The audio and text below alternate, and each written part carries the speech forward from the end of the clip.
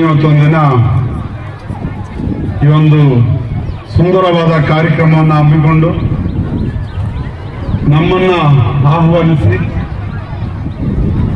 ನಮ್ಮ ಪರಿಚಯ ಮಾಡಿ ಇಷ್ಟೊಂದು ಸೊಗಸಾದಂತಹ ಕಾರ್ಯಕ್ರಮ, ಅಮೋಘವಾದಂತಹ ಕಾರ್ಯಕ್ರಮ ಹಮ್ಮಿಕೊಂಡಂತ ಮಾನ್ಯ ಪ್ರಾಂಶುಪಾಲರೇ ಹಾಗೂ ಎಲ್ಲ ಗೌರವಾನ್ವಿತ ಶಿಕ್ಷಕರೇ ಮತ್ತು ಎಲ್ಲ ನನ್ನ ಪ್ರೀತಿಯ ವಿದ್ಯಾರ್ಥಿಗಳೇ, ಮತ್ತೆ ಏನ್ ಚೀಫ್ ಗೆಸ್ಟ್ ಅಂತ ಇಲ್ಲಿ ಹೇಳ್ತಾ ಇದ್ರಿ, ಇಷ್ಟೊತ್ತು ನಿಜವಾದ ಚೀಫ್ ಗೆಸ್ಟ್ ಇಲ್ಲಿರ್ತಕ್ಕಂಥ ಎಲ್ಲ ಪೇರೆಂಟ್ಸ್, ಹಾಗೆ ಈ ಶಾಲೆಯ ಮಾಲೀಕರಾದಂಥ ಸಲೀಂ ಸರ್ ಮತ್ತು ಅವರ ಕುಟುಂಬಸ್ಥರೇ,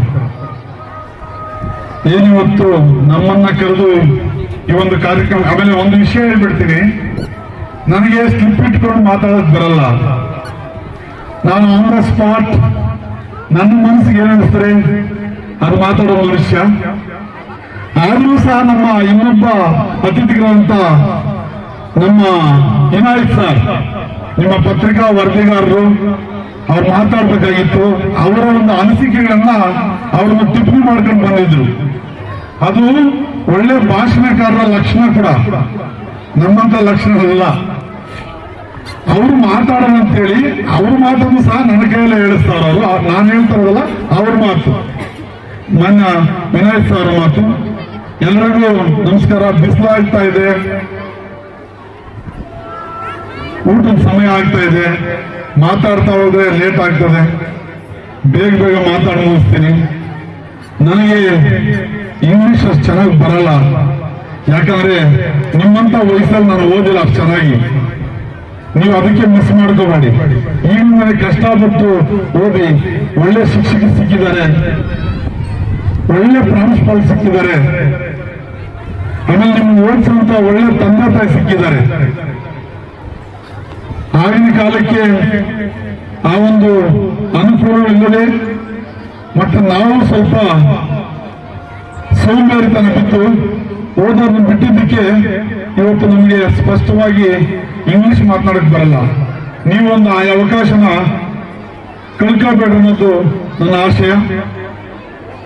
ಆಮೇಲೆ ನಮ್ಮನ್ನು ಈ ಒಂದು ಕಾರ್ಯಕ್ರಮಕ್ಕೆ ಆಹ್ವಾನಿಸಿದ ಎಲ್ಲ ನ್ಯೂ ಗ್ರಾಂಟ್ ಶಾಲೆಯ ಮಂಡಳಿಗೆ ಉತ್ಪೂರ್ವವಾದ ಧನ್ಯವಾದ ಹೇಳ್ತಾ, ಇಂಥ ಒಂದು ಕಾರ್ಯಕ್ರಮದಲ್ಲಿ ನನ್ನನ್ನು ಕರೆದಕ್ಕೆ ಮತ್ತೆ ನಮ್ಮ ಗೆಸ್ಟ್ಗಳನ್ನು ಕರೆದಕ್ಕೆ ಎಲ್ಲರಿಗೂ ಧನ್ಯವಾದ ಹೇಳ್ತಾ, ಈ ಒಂದಿನ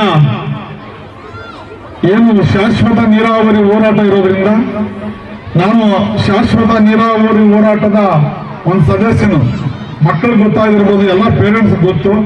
ಹೆಂಗ್ ಗೊತ್ತಂದ್ರೆ ಇಲ್ಲಿ ಆಲ್ಮೋಸ್ಟ್ ಎಲ್ಲ ಪೇರೆಂಟ್ಸ್ ಒಂದು 50% ಎಲ್ಲ ನನ್ನ ಫ್ರೆಂಡ್ಸೇ ಅಂತ ನಾನು ಭಾವಿಸಿದ್ದೇನೆ. ಎಲ್ಲ ನನ್ನ ಸ್ನೇಹಿತರೆ. ಮಾಸ್ತಿಗೆ ಮಾಲೂರು ತಾಲೂಕಿಗೆ ಶಾಶ್ವತ ನೀರಾವರಿ ನದಿ ಮೂಲಗಳಿಲ್ಲದ ಕಾರಣ ಇನ್ನು ಮುಂದಿನ ದಿನಗಳಲ್ಲಿ ನೀರಾವರಿನೇ ಮಾಯವಾದ ಕಾಲ ಹತ್ತಿರವಾಗಿರೋದ ಕಾರಣ ಈಗಲಿಂದನೇ ನಮ್ಮ ಮಾಲೂರು ತಾಲೂಕಿಗೆ ಒಂದು ಶಾಶ್ವತ ನೀರಾವರಿ ಒಂದು ಮೂಲವನ್ನು ತರಬೇಕಾಗಿ ಒಂದು ಹೋರಾಟವನ್ನು ಹಮ್ಮಿಕೊಂಡಿದ್ದೇವೆ. ಆ ಒಂದು ಹೋರಾಟಕ್ಕೆ ಚಿಕ್ಕಬಳ್ಳಾಪುರಕ್ಕೆ ಹೋಗಬೇಕಾದ ಕಾರಣ ದಯವಿಟ್ಟು ಎಲ್ಲರೂ ಕ್ಷಮಿಸಬೇಕು. ಪ್ರಿನ್ಸಿಪಾಲ್ ಸರ್ ನಮ್ಗೆ ಸಹಾಯ ಮಾಡಿದ್ರು, ಮತ್ತೆ ಶಾಲೆಯ ಮುಖ್ಯಸ್ಥರು ಸಲೀಂ ಸರ್ ಸಹಾಯ ಮಾಡಿ ನನಗೆ ಮೊದಲೇ ಮಾತಾಡ್ಕೊಟ್ಬಿಟ್ರು, ನೀವು ಮಾತಾಡ್ಬಿಟ್ಟು ಬೇಗ ಹೋಗಪ್ಪ ಅಂತ. ಅವರಿಗೆ ನನ್ನಿಂದ ಕಷ್ಟ ಬಂತು, ದಯವಿಟ್ಟು ಕ್ಷಮೆ ಇರಲಿ ಅಂತ ಹೇಳ್ತಾ, ಮೈ ಡಿಯರ್ ಸ್ಟೂಡೆಂಟ್ಸ್, ಎಲ್ಲ ನನ್ನ ವಿದ್ಯಾರ್ಥಿಗಳೇ, ಇದೊಂದು ಶಾಲೆಯಲ್ಲ, ಅಬ್ಬಯ್ಯ ಎಷ್ಟು ಚೆನ್ನಾಗಿತ್ತಲ್ಲ.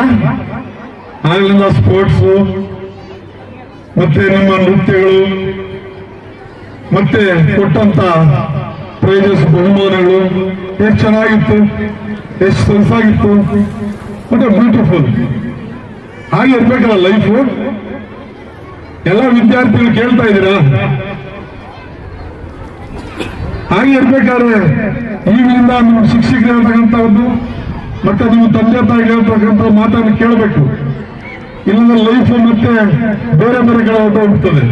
ಇವಾಗ ಇರ್ತಕ್ಕಂಥ ಲೈಫ್ ಹೀಗೆ ಇರ್ಬೇಕಾದ್ರೆ ಏನು ಶಿಕ್ಷಕರು ಹೇಳ್ತಾರೆ,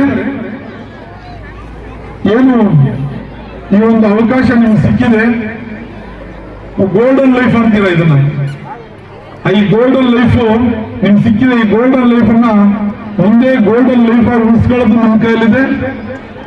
ಅದನ್ನ ಬೇರೆ ಕಡೆ ಬೇರೆ ತರ ಮಾಡ್ಕೊಳ್ಳೋದು ನಮ್ಮ ಕೈಲಿದೆ. ಯಾಕಂದ್ರೆ ಡಾಕ್ಟರ್ ಬಿ ಆರ್ ಅಂಬೇಡ್ಕರ್ ಮಾತು ಹೇಳ್ತಾರೆ, ಗೊತ್ತಿದೆ. ಇಲ್ಲಿ ಕೂತಿರ್ತಕ್ಕಂಥ ನನ್ನ ಸ್ನೇಹಿತರು, ನಿಮ್ಮ ತಂದೆ ತಾಯಿಗಳು, ಪೇರೆಂಟ್ಸ್, ಅವ್ರಿಗೆ ಗೊತ್ತಿದೆ. ಡಾಕ್ಟರ್ ಬಿ ಆರ್ ಅಂಬೇಡ್ಕರ್ ಅವರು ಒಂದು ಮಾತನ್ನು ಹೇಳ್ತಾರೆ, ಶಿಕ್ಷಣ, ಎಜುಕೇಶನ್ ಒಂದು ಹುಲಿ ಹಾಲಿದ್ದಂತೆ. ಆ ಹುಲಿ ಹಾಲನ್ನ ಯಾರು ಕುಡಿದ್ರೆ ಅಷ್ಟೊಂದು ಶಕ್ತಿಯುತರಾದಂಥವ್ರು ಅಂತ. ಅಂದ್ರೆ ಈ ಒಂದು ವಯಸ್ಸಲ್ಲಿ ಎಷ್ಟು ಚೆನ್ನಾಗಿ ಓದಿದ್ರೆ, ನಮ್ಮ ಪರ್ಫಾರ್ಮೆನ್ಸ್ ಎಷ್ಟು ಚೆನ್ನಾಗಿದ್ರೆ ಮುಂದೆ ನಮ್ಮ ಜೀವನ ಆ ಕಡೆ ಅಂತ ಇರಬೇಕು. ಜೀವನದಲ್ಲಿ ಕಾಮಿಡಿ ಇರಬೇಕು, ಕಾಮಿಡಿನೇ ಜೀವನ ಆಗಬಾರ್ದು ಇರಬೇಕು. ಈ ವಯಸ್ಸಲ್ಲಿ ಆಟ ಇರಬೇಕು, ಜೀವನನೇ ಆಟ ಆಗಬಾರ್ದು.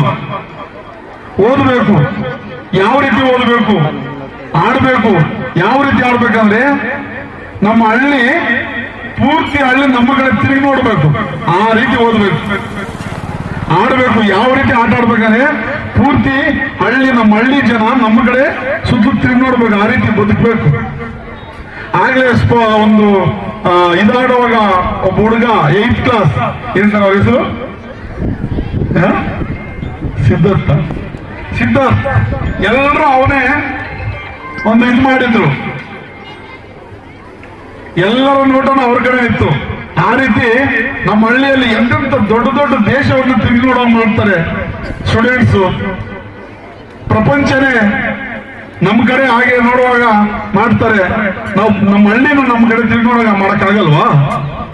ಮಾಡ್ಬೇಕಾದ್ರೆ ಇವಾಗಿಂದ ಓದ್ಬೇಕು. ನಮ್ಮ ಶಿಕ್ಷಕರು ಹೇಳ್ತಕ್ಕಂಥ ಪಾಠಗಳನ್ನ, ಲೆಸನ್ ಅನ್ನ ಅವಾಗಲೇ ಓದ್ಕೋಬೇಕು. ಆಗ್ಲೇ ಅಭ್ಯಾಸ ಮಾಡಬೇಕು. ಅದರಿಂದ ನಿಮ್ಮ ಫ್ಯಾಮಿಲಿಗೂ, ಪೇರೆಂಟ್ಸ್ಗೂ, ತಂದೆ ತಾಯಿಗೂ ಒಳ್ಳೆಯ ಹೆಸರು, ನಿಮ್ಮ ಶಿಕ್ಷಕರಿಗೆ ಒಳ್ಳೆಯ ಹೆಸರು, ನೀವು ಓದಿದಂತ ಶಾಲೆಗೆ ಒಳ್ಳೆಯ ಹೆಸರು. ತುಂಬಾ ಕಷ್ಟಪಟ್ಟು ನಿಮ್ಮ ತಂದೆ ತಾಯಿ ನಿಮ್ಮನ್ನು ಓದಿಸ್ತಾ ಇರ್ತಾರೆ. ನೀವು ಇಲ್ಲಿ ಖುಷಿಯಾಗಿ ಬಣ್ಣದ ಯೂನಿಫಾರ್ಮ್ ಹಾಕೊಂಡು ಆಟ ಆಡ್ತಾ ಇರ್ತೀರಾ. ತಂದೆ ತಾಯಿ ಯೂನಿಫಾರ್ಮ್ ಕೊಡ್ಸೋದಕ್ಕೆ, ನಿಮ್ಮನ್ನು ಓದಿಸೋದಕ್ಕೆ ಎಲ್ಲೆಲ್ಲಿ ಯಾವ ಬಿಸ್ನೆಸ್ ಮಾಡ್ತಾ ಇರ್ತಾರೆ, ವ್ಯಾಪಾರ ಮಾಡ್ತಾ ಇರ್ತಾರೆ, ಯಾರ್ಯಾರು ಕೂಲಿ ಮಾಡ್ತಾ ಇರ್ತಾರೆ, ನಿಮ್ಗೆ ಗೊತ್ತಾಗಲ್ಲ. ನಿಮ್ ಮುಂದೆಗಡೆ ಮಾತ್ರ ನಗ್ನಗ್ತಾ ಇರ್ತಾರೆ ಅಷ್ಟೇ, ನನ್ನ ಮಕ್ಕಳು ಚೆನ್ನಾಗಿದ್ದಾರೆ ಅಂತ. ಇಲ್ಲೊಂದು ಮೆಡಲ್ ತಗೊಂಡು ಒಂದು ಸರ್ಟಿಫಿಕೇಟ್ ತಗೊಂಡ್ರೆ ಆ ತಂದೆ ತಾಯಿಗೆ ಅಷ್ಟೇ ಆನಂದ. ಆ ಒಂದು ಆನಂದವನ್ನ ಅವರಿಗೆ ಶಾಶ್ವತವಾಗಿ ನೀವು ಉಳಿಸ್ಕೊಡ್ಬೇಕು ಅಂತ ಕೇಳ್ಕೊಳ್ತಾ, ಏನೋ ಒಂದು ಜೀವನವನ್ನು ಹೀಗೆ ಮುಂದುವರಿಸಿ. ಆಮೇಲೆ ಪ್ರಿನ್ಸಿಪಾಲ್ ಬಗ್ಗೆ ನಿಮ್ಮ ಒಂದು ಪ್ರೀತಿಯ ಪ್ರಿನ್ಸಿಪಾಲ್ ಬಗ್ಗೆ, ನಿಮಗೆ ಅಲ್ಲ ನನಗೂ ಪ್ರೀತಿಯ ಪ್ರಿನ್ಸಿಪಾಲ್ ಅವರು, ಪ್ರಾಂಶುಪಾಲ್. ಎಲ್ಲರೂ ಆಸೆ ಪಡ್ತಾರೆ ಸರ್, ಎಲ್ಲ ಕಾಲೇಜು, ಎಲ್ಲ ಸ್ಕೂಲ್ ಆಸೆ ಪಡ್ತಂತ ಪ್ರಿನ್ಸಿಪಾಲ್ ನಮ್ಗೆ ಬೇಕು ಅಂತ. ಅಂತ ಪ್ರಿನ್ಸಿಪಾಲ್ ನಿಮ್ಗೆ ಸಿಕ್ಕಿದ್ದಾರೆ ಸರ್. ಅಂತ ಪ್ರಿನ್ಸಿಪಾಲ್ ನಮ್ಮ ಮಾಸ್ತಿ ಹೋಬಳಿ, ಈ ಒಂದು ಗುಡ್ಡಗಾಡು ಪ್ರದೇಶದಲ್ಲಿ ಈ ಕಡೆ ಕಮರ್ಷಿಯಲ್ ಇಲ್ಲದೆ ಎಲ್ಲಾ ಶಾಲೆಗಳು ಕಮರ್ಷಿಯಲ್ ಆಗಿದೆ ಸರ್. ನಿಮ್ಮ ಶಾಲೆ ನಿಮ್ ಮುಂದೆ ಹೇಳ್ತಾ ಇಲ್ಲ ನಾನು, ನಿಮ್ಮನ್ನು ಬಿಟ್ಟು ನಾನು ಮಾಸ್ತಿ ಬಸ್ ಸ್ಟ್ಯಾಂಡ್ ಅಲ್ಲಿ ಹೇಳ್ಕೊತೀನಿ. ಎಲ್ಲಾ ಶಾಲೆಗಳು ಕಮರ್ಷಿಯಲ್ ಆಗಿಬಿಟ್ಟಿದ್ದಾವೆ. ಕಮರ್ಷಿಯಲ್ ಆಗದೆ ಇರ್ತಕ್ಕಂಥ ಒನ್ ಆನ್ ಓನ್ಲಿ ಶಾಲೆ ಯಾವ್ದಾದಿದ್ರೆ ನ್ಯೂ ಪ್ರೈವೇಟ್ ಶಾಲೆ ಸರ್. ಅದು ಬಡವರಿಗೋಸ್ಕರ ಮಾಡ್ತಾ ಇದ್ದೀರಾ. ನಿಮ್ಗೆ ಯಾಕೆ ಆ ದೇವ್ರ ಆ ಯೋಚನೆ ಕೊಟ್ಟರು ಆ ದೇವ್ರಿಗೆ ಗೊತ್ತು. ನೀವು ಮನಸ್ಸು ಮಾಡಿದ್ರೆ ಅತ್ಯಂತ ಬಿಸ್ನೆಸ್ ಮಾಡ್ಬೋದಾಗಿತ್ತು, ಬಟ್ ಶಾಲೆಯನ್ನೇ ಆಯ್ಕೆ ಮಾಡ್ಕೊಂಡಿದ್ರ. ಆ ದೇವ್ರು ನಿಮ್ಗೆ ಒಳ್ಳೇದು ಮಾಡಲಿ. ಮತ್ತೆ ನಾನು ಸಹ ಅವ್ರ ಫ್ಯಾಮಿಲಿಯಿಂದನೇ ಬದುಕಿದವನು, ಅವ್ರ ಫ್ಯಾಮಿಲಿಯಿಂದನೇ ದೊಡ್ಡವನಾದನು.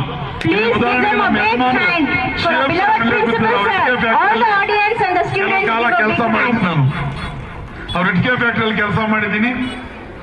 ಅವ್ರ ಋಣ ನನ್ನ ಮೇಲಿದೆ. ನನ್ನ ಮಕ್ಕಳು, 2 ಮಕ್ಕಳು ಇಲ್ಲೇ ಓದಿದ್ದಾರೆ. ನನ್ನ ಮಗ ಇಲ್ಲೇ ತೇಜಸ್ ವರ್ಧನ್ ಅಂತ ಇಲ್ಲೇ ಫಸ್ಟ್ PUC ಮಾಡ್ತಾ ಇದ್ದಾರೆ. ಮಗಳು ಪ್ರವಲಿಕ ಅಂತ ಮೆಡಿಕಲ್ಗೆ ಲಾಂಗ್ ಟರ್ಮ್ ಎಕ್ಸಾಮ್ ತಗೊಂಡಿದ್ದಾರೆ. ಈ ಒಂದು ಶಾಲೆಯಲ್ಲಿ ಓದಿ ಎಂತ ಸ್ಪೋರ್ಟಿನೆಸ್ ಅಂದ್ರೆ, ಸಿಟಿ ಒಳಗಡೆ ಕಾಂಪಿಟೇಷನ್ ಮಾಡೋದು ಅಷ್ಟು ಈಸಿ ಅಲ್ಲ. ಸಿಟಿ ಸ್ಟೂಡೆಂಟ್ಸ್ ಒಳಗಡೆ ಅವ್ರಿಗೆ ಕಾಂಪಿಟೇಷನ್ ಕೊಡೋದು ಅಷ್ಟು ಈಸಿ ಅಲ್ಲ.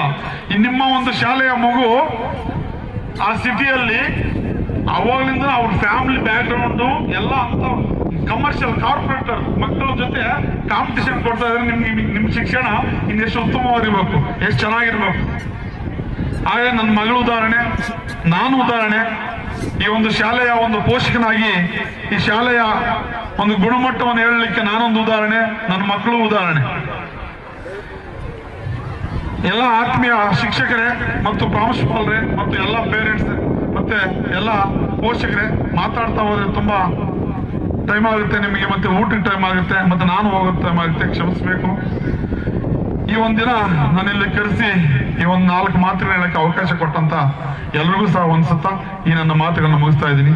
ಧನ್ಯವಾದಗಳು.